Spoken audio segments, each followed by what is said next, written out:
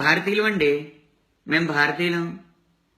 భారీ డైలాగులు కొట్టడానికని బార్ల షాపు కూర్చోడానికి బాగా అలవాటు పడ్డోళ్ళం. భారాలు ఎత్తుకోమంటే ఎలా ఎత్తుకుంటాం? వీలైతే దించేసుకుంటాం, లేదంటే వదిలించేసుకుంటాం. ఎవడో వస్తాడని ఏదో చేస్తాడని ఎదురు చూస్తాం. ఒకవేళ ఎవడైనా వచ్చి ఏదైనా చేస్తే మాత్రం ఎద్దేవా చేస్తాం. భారతీయులు అండి, మేము భారతీయులం. మకిలి పట్టిన దేశాన్ని కడిగేయాలంటాం. మా కడుపులో నీళ్లు మాత్రం కదలకూడదు. ఒక్కొక్క లంచపు కొడుకుని ఏరి పారేయాలంటాం. ఓట్లప్పుడు మేము అడిగే లంచాల జోలికి మాత్రం రాకూడదు. దోచుకుంటున్న దొరల పళ్ళు రాలగొట్టేయాలంటాం. మేము ఎగ్గొట్టిన పన్నుల గురించి మాత్రం అడగకూడదు. భారతీయులు అండి బాబు, మేము భారతీయులం. దేశం అంటే మట్టి కాదు రోయ్, దేశం అంటే మనీ రోయ్ అనేది మా నినాదం. అందుకే మనీ మొత్తం అట్టుకెళ్ళి మట్టిలో దాచుకుంటాం. పయ్యోడు వచ్చి ఆ మట్టిని తవ్వితే తప్పించి మా ఇంటి ముందున్న మట్టి రోడ్డు మాకు గుర్తురాదు.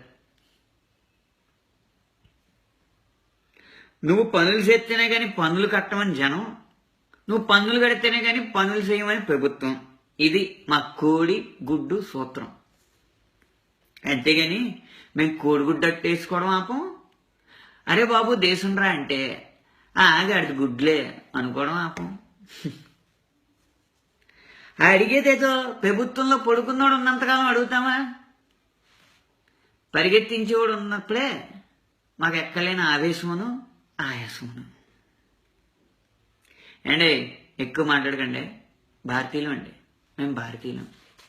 మా పెద్దలు మాకు ప్రతిదానికి కథలు ఇచ్చేసారు కదండి.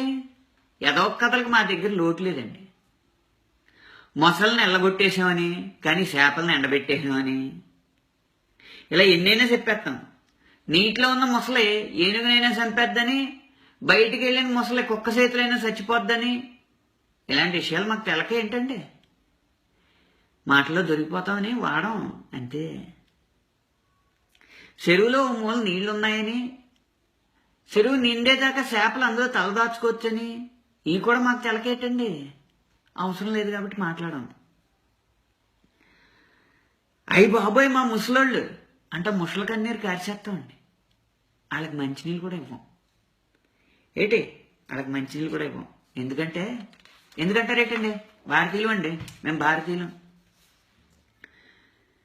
సిపాయిలు శవాల మీద పడి చిరునవ్వులు ఏరుకున్నప్పుడు ఏ సిగ్గు లేదు. కానీ శలామణిలో ఉన్న నోట్లని చిల్లరగా మార్చమన్నప్పుడు మాత్రం ఎక్కడ లేని కష్టం ఎగేసుకొచ్చేద్దండి.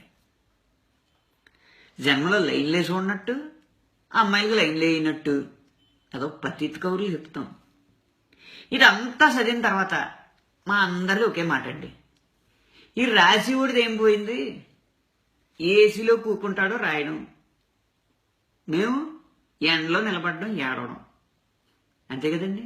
ఎండలో నవంబర్లో నడియాసవి ఎండలో అదండి. మరి అర్థమైందండి? భారతీయులం అండి, మేము భారతీయులం.